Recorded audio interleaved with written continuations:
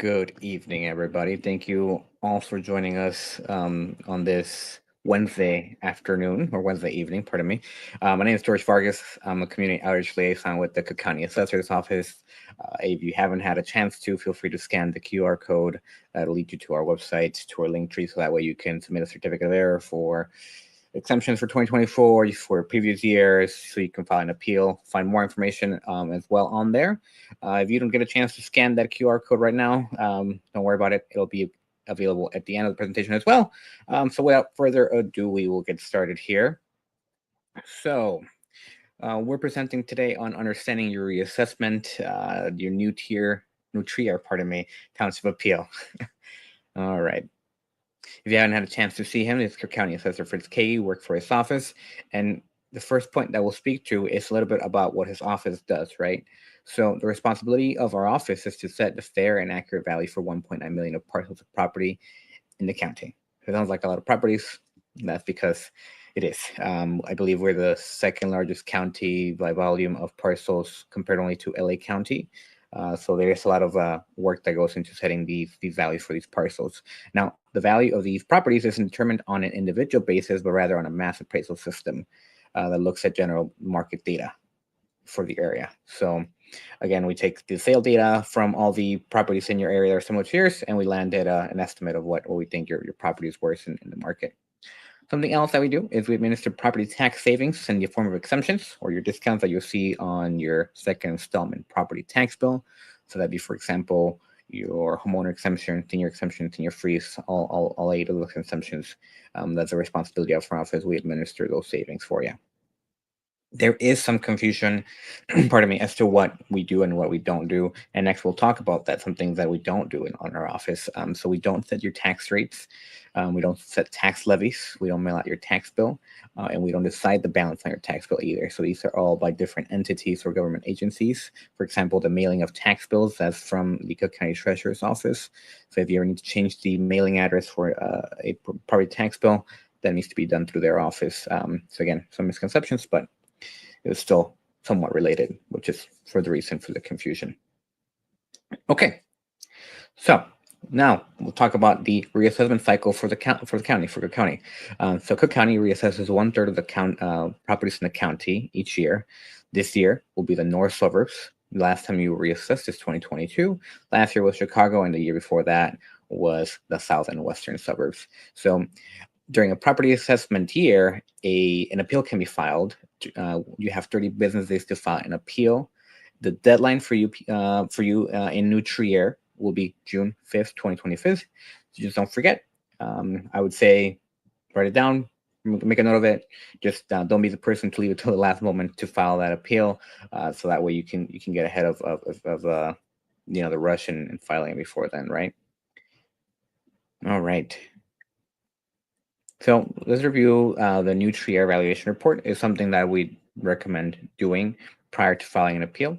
So you can access all this information on our website, right? What this information shows is, for example, you see the graph on screen here. You will see the trends of values for properties in the area for the last 3 years. So for example, single family homes in New Trier during 2021, the median value was at 914. Then it 2022 is 1.121 million. 2023 is slightly decreased, and then 2024 slightly increased. And you can see that now they are at a 1.186. So that gives you an idea based on the median values where your value sits, right? Okay, maybe I should file an appeal because I am, above the median values, right? So that way, you can get an idea of what properties like yours are selling for in your township. Again, all this information can be found on our website during in the data section of the website. Next, we will also look at the real estate market to assessor estimate. So within your reassessment letter, you should see your neighborhood code. Your neighborhood code, you can find it on the map here. Once you click on your neighborhood, it'll highlight it, click on it, and you can get a number of homes that have sold in your neighborhood, right? And you can get the minimum sale number and the maximum sale number. So again, give you an idea of what properties are doing in specifically your neighborhood code. So that way it gives you more information as to which to file that appeal. Again, all this information will be found in the same data section of the website. All right. Next, we'll take a look at the residential assessment notice. So here's what it would look like if you haven't received yours. It'll have your PIN, the new estimated fair market value, your neighborhood code that we talked about that you should look at when searching or when starting the appeal. So that way you can have an idea of what's happening with properties in your area. You also see the characteristics. It's very important to pay attention to these characteristics because if we have any wrong information, whether that's square footage, the building type, right, masonry, any other type of building, it's important information to keep track of. So that way, if we have incorrect information, you can file an appeal based on that, and we'll talk a little bit more about that further down in the slides. You'll also see your assessed value for this year and previous years, and it'll also give you the deadline, which again, I believe is the 5th of June. So don't leave it till last second. On the back side of that assessment notice, you'll see exemption history. You won't see exemption history for this year, 2024, because the bills haven't been released yet, but you will see it for previous years. So that way, if you should have received an exemption that you didn't receive and you're noticing through this, you can file a certificate of error to receive the exemption retroactively. But again, it's important that you pay attention to the front side when it comes to the values and the characteristics, and the back side for your exemptions. Oh, and at the bottom, you can also see your contact information. Okay, so we talked a little bit about incorrect property information. So that goes into this slide here where the most common reasons for which to file an appeal. So most commonly, you want to file an appeal based on the accuracy of the fair market value, right? Due to a lack of uniformity, overvaluation, or again, like we mentioned, incorrect property characteristics. So first point is lack of uniformity. Let's say we have two homeowners that have the exact same house, exact same square footage, built same year, right? But person A, their property is being valued at 200,000, while person B, their property is being valued at 100,000, right? In this case, like we mentioned, the properties are the exact same square footage, similar properties, but again, they're not being valued correctly. So in this scenario, person A would need to file an appeal to say, hey, there's this lack of uniformity. Please bring my value down to match that of person B. And that's, again, filing based on a lack of uniformity. For overvaluation, let's go with that same scenario. Person A, their house is being valued at $200,000, but that same person disagrees with that value because of the repairs that need to be done to their home, right? Let's say, for example, property needs a new roof, needs windows, right? Needs to have floors replaced. Pardon me. Whichever the reason may be that you think the property is overvalued, right? You let us know why. It's recommended that you take pictures of the things that you're saying, because of this, my property is being overvalued, to include with your appeal, and let us know what you think the value would sell, right? If you have an appraisal done because of a refinance or something along those lines, you can submit that as evidence. So that way, again, we can see why we're getting that value wrong. The third reason to appeal is what we briefly talked about before, and that'll be due to incorrect property description. So let's say we put on your assessment notice that you have 1,500 square feet, when in reality you only have 900 square feet, right? In that scenario, you say, hey, you have incorrect property information about my property, and please change it. Again, we request that if you have any supporting evidence that you provide that so we can make the corrections, and we'll make the decision from there. Something important to keep in mind is that you're not limited to one reason for which to file an appeal. So if you believe that there's lack of uniformity and overvaluation and you have incorrect description about your property, you can file on all three. If you think that there's just a lack of uniformity or valuation, you can just do two. You can do 1 and 3, for example. So you're not limited to one, or the one reason to which file an appeal. So keep that in mind when filing the appeal, that you can base it on multiple grounds. So we'll talk about the reassessment to appeal process. Like we mentioned, you should have received your reassessment notice. If you agree with the fair market value of the property, you can file an appeal, but you must apply a reason.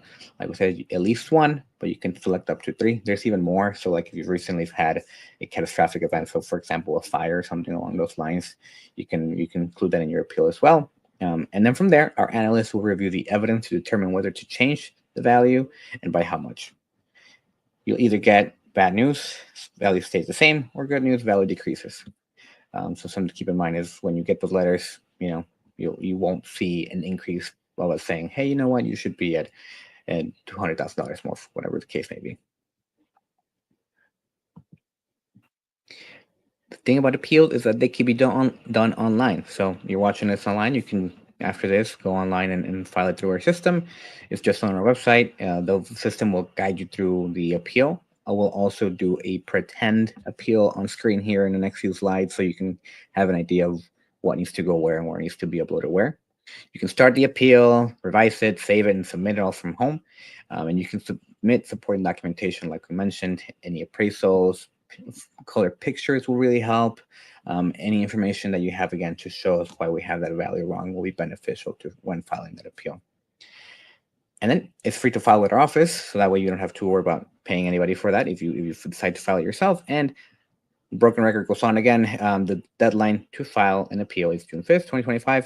So again, if you want to start after this presentation, feel free to, but just make sure that you submit it before then, so that way it doesn't get stuck there. Okay. So like we mentioned, we're going to do a pretend appeal here on screen. What'll happen is you'll go to our website. Once you're there, you should click on appeals and then under file online. Once you click on file online, you will see the screen. Scroll down a little bit further and you'll see three options: residential, condo, or commercial. In this case, we'll pretend that we're residential property, so we'll click on residential. But if you have a condo, commercial property for which you're trying to file an appeal for, click on whichever one is best for you.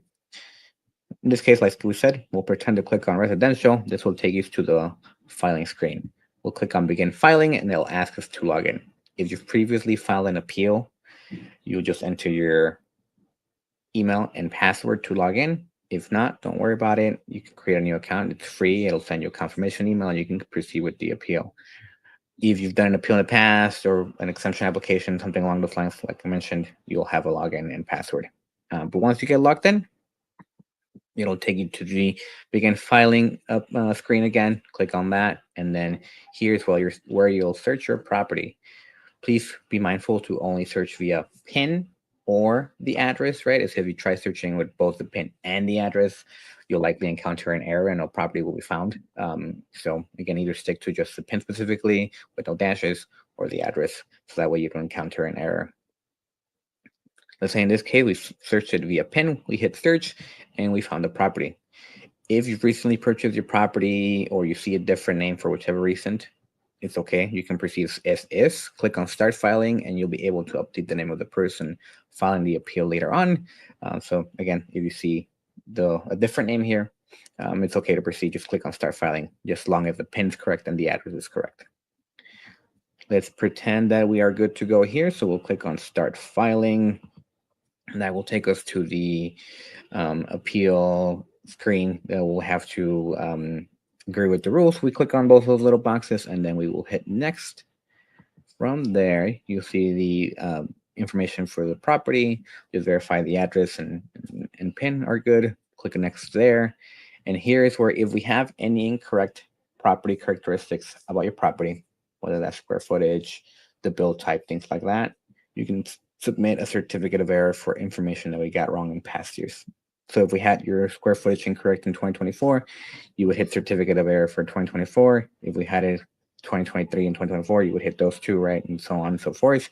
Keep in mind that the limit is 2021 for any incorrect property characteristics that we had.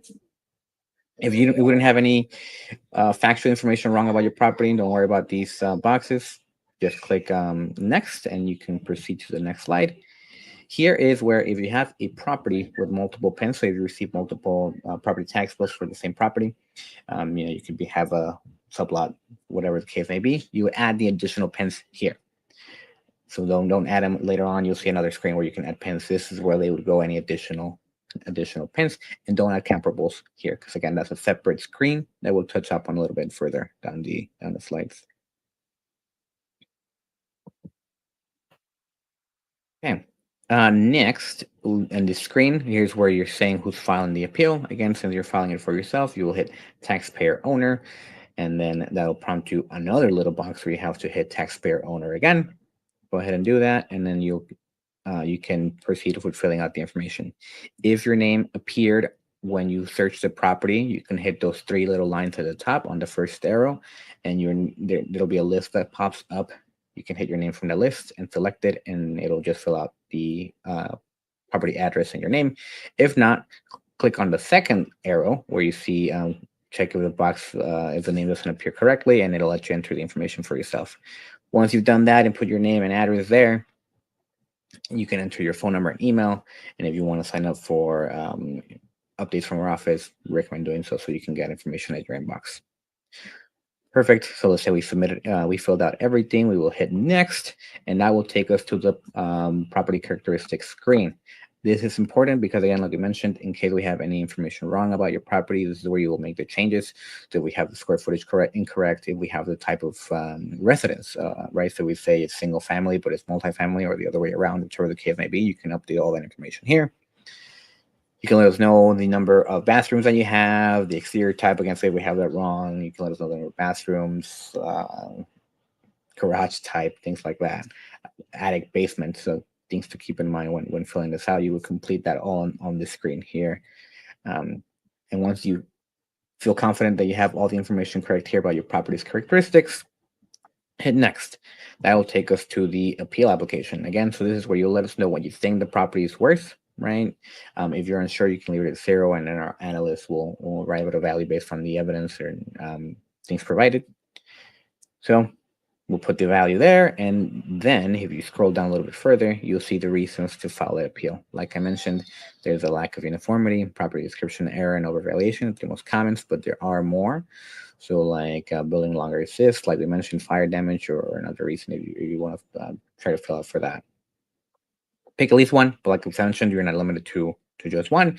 Once you pick the reason, you will put the information at the bottom of what type of residence it is and hit next, at which point we're at the comparable screen. There are some issues with the comparable screen, right? Where you try searching properties sometimes takes a little bit longer. You can also use Cook Viewer. You can find that on our website as well, Cook Viewer under the appeal section. There's a little tab titled Comparable Properties. If you scroll further down on that section, you'll find Cook Viewer. You can search a property there and search for comparable properties as well. I would recommend doing that if you have issues with this tool. But once you use this tool and found the comparable properties, you can add it directly there. Or like if you find them via Cook Viewer, via the separate website, you can write them down and attach a picture of, if you wrote them down, of the paper you wrote them down, or if you do a Word document, what have you. You can attach that directly to the application. In this case, we'll pretend that we didn't use the tool, right? And we'll move forward. And that will take us to this screen. This is where you would find, again, comparable properties that if you added them directly to the application, they would appear here. And a good note here is that when searching for comparable properties, please make sure that you're finding homes that are the closest properties to you, made of the same construction, have similar square footage, and within the same neighborhood code. It's important because if they meet these 4 criteria, they'll be stronger to your appeal, right? If you find a home that is, has a lot less square footage than you and isn't within a neighborhood code, that won't be beneficial. So again, that's why it's important to look at that neighborhood code, right, when you get your reassessment notice, and then searching those properties too via our website, so that way you can have an idea of neighborhood code and things like that. So we will hit next here, and this section is where you will be able to upload all the evidence, right? So like I mentioned, appraisal, pictures you can upload. You can even let us know what the pictures are that we're looking at via a narrative, right? Just a few paragraphs letting us know, hey, I need a roof replacement, right? The water leaks in, so because of this, blah, blah, blah, blah, blah, I believe the value should be decreased to X amount. Again, pictures are beneficial, appraisals, anything that you can think of that will help you convince us that the value should be lower, I would recommend uploading. Better to have it and not need it than need it and have it. Once you feel confident that you've uploaded all the necessary information, scroll all the way to the bottom and hit next, and that'll take you to the last slide, or last tab, pardon me. Here, enter your name and phone number, and once you've done that, you can hit submit. Now, once you hit submit, you will see this little box saying, are you sure you want to file? If you want to hit no, feel free to do so. It'll save the appeal, right? And you can come back and say, if you say, hey, I want to include more pictures, right? for my basement, what have you. You can take those pictures and upload it before you submit it, because once submitted, it's very difficult to amend and provide additional information to the appeal. It's possible, but again, it's difficult. So if you don't feel confident that you have all the information, hit no and come back to it later.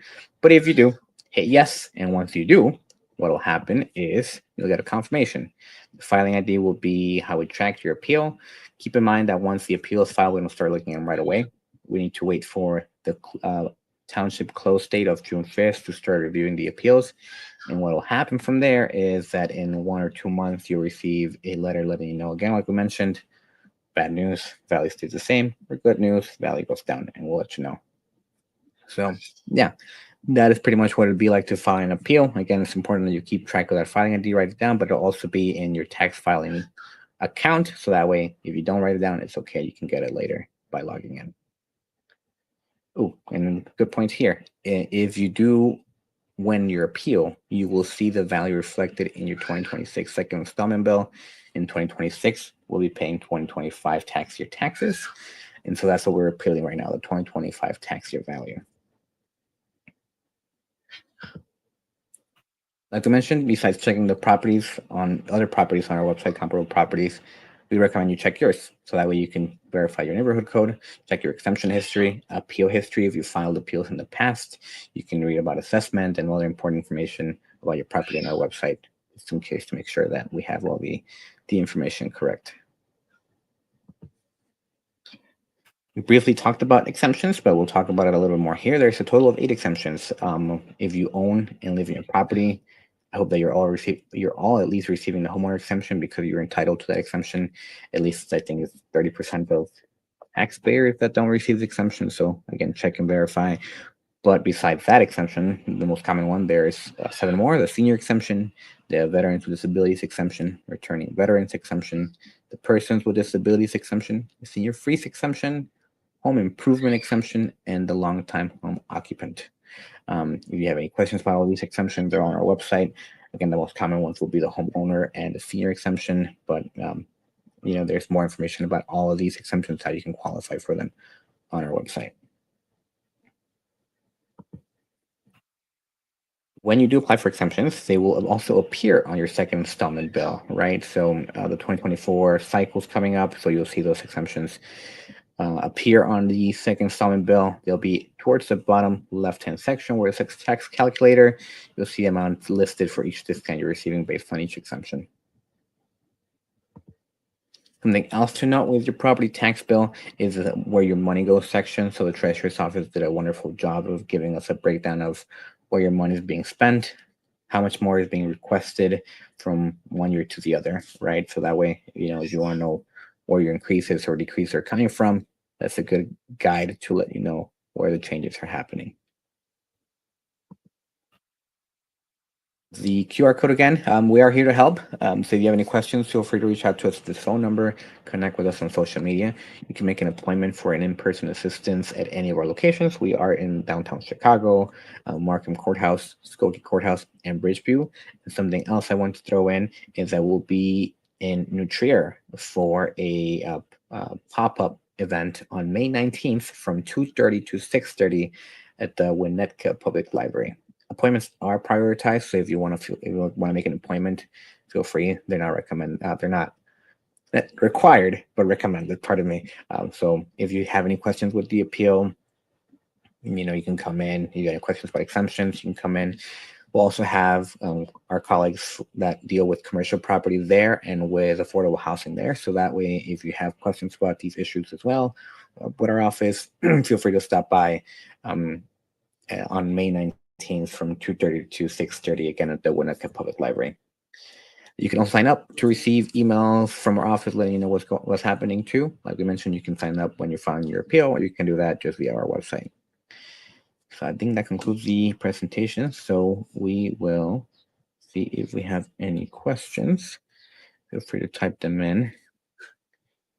So we have a question from JE. How do you come up with data where the property tax is estimated that in 3 years the property in the New Trier district went up?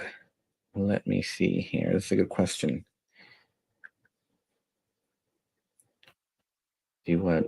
Ooh, let me see what my colleague. But so it's based on the market, right? We don't make up data or anything like that. It's just based on the analysis of the sales of homes in your area, and the of sales that are happening in your township and neighborhood code. It's based on the market.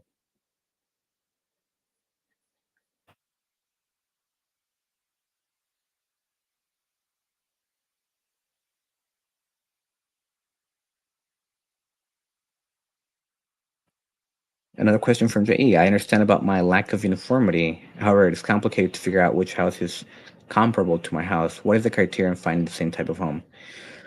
So, like I mentioned, CookViewer is a good tool. You go to CookViewer, pardon me, if you go to CookViewer on our website, if you launch via our website, you find your property. What will happen is on the left hand side, right, you will find your property will pop up. You click on your pen on the left hand side, and that'll prompt like open up the screen for your property, right? It'll let you know the property value, characteristics, things like that. If you scroll a little bit further down in that left hand side box, it'll be a section or a little box that says find comparable properties. Click on that, and that'll create a new little window on the right hand side that has all the information similar to your property, right? So similar square footage, similar for the building, similar square footage for the land, same type of build, same neighborhood code, right? So Cook Viewer will do a lot of the legwork for you by trying to find those comparable properties that are similar to yours. And then you hit search, and that'll come up, right? And you find the properties there. It'll populate this little map. You can click on each individually, or it'll also have a list on the right hand side. So that way you can, again, click on these properties individually. Da, da, da. So that'll be how you find same type homes, right? Via Cook Viewer is like a good tool that I recommend using prior to filing the appeal, right? Before you get started, we probably one of the first steps I recommend doing. So that way, again, you can find comparable properties based on Cook Viewer, and seeing those values. And again, searching those properties to make sure that they are within the same neighborhood code, and they're within the same classification code too. Also, the tool on the application is there for you to use. It can be a little complicated sometimes, but it's still something we recommend using too, because it'll do a lot of the legwork for you as well.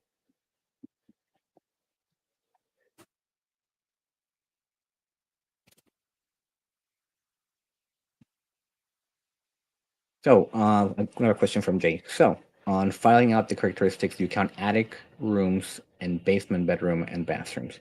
So, we look at the livable square footage only, right? So, like example I throw out there is you can have a property with 2,000 square feet, and it could have 27 bathrooms, no bedrooms, right?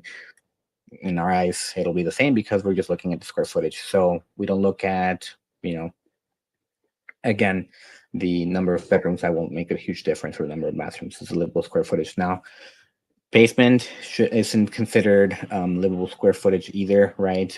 We will ask if it's finished or unfinished, as that can make a difference in valuation, right? But again, if yours is unfinished, right, and it needs to have repairs or what have you, let us know what those repairs are.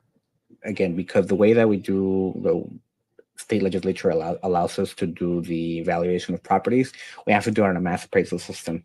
We don't do it individually. And you live in your house, you know your house better than we do. Let us know what's wrong with it, right? So again, if you have issues with your attic, the basement, again, take those pictures and provide them as evidence.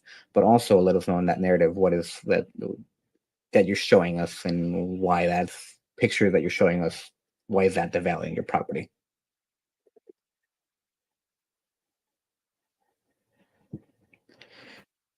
Question from TDE. I use CookViewer to search for comparable properties to mine, but CookViewer say no comparable properties.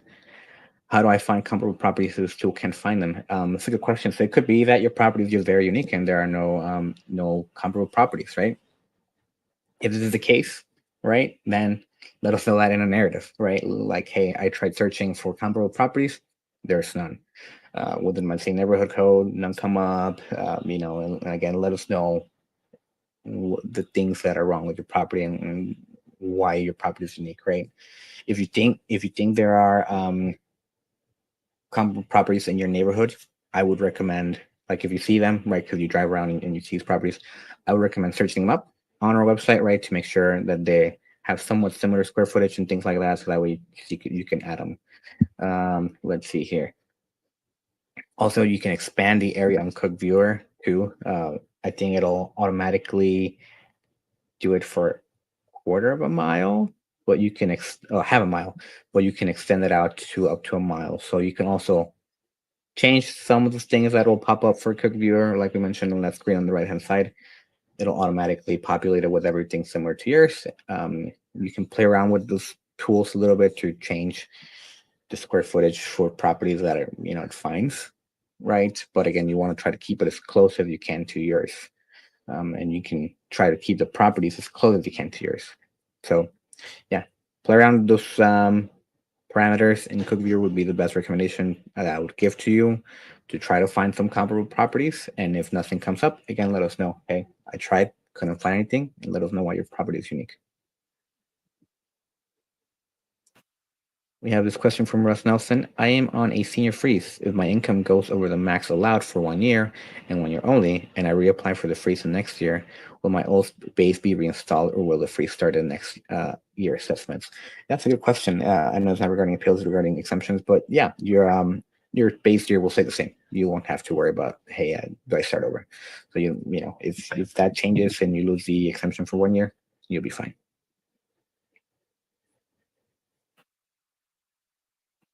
All right. Any other questions? Looks like there's none. All right. Well, I want to thank all of you for joining us. I know it's not the most interesting thing to be sitting at 6:30 in the afternoon for an appeal presentation, but again, I appreciate all of you and your questions and your time. I think one more came in. From JE, you mentioned that comparable properties is the square footage of the house. How about the square footage of the land? You want to try to keep that as close as possible as well. But again, the biggest thing will be the building itself, right? You do want to try to keep it similar when it comes to the land, right? Because if someone has more land, they sell that, well, obviously that's more land, therefore more value, right? But you want to again try to be level between both. Yeah, but yeah, thank you for joining us. Like I was saying, not the most interesting and fun stuff, but I appreciate you all being here because um, it's important that you learn about this stuff and appeal your values. But yeah, all right, everybody, thank you all for joining us. We hope to see you again. Don't forget May 19th, 2:30 to 6:30 at the Winnetka Public Library. Appointments are prioritized but not necessary. So yeah, thank you for joining us and have a happy day. Be safe. My pleasure, Jay.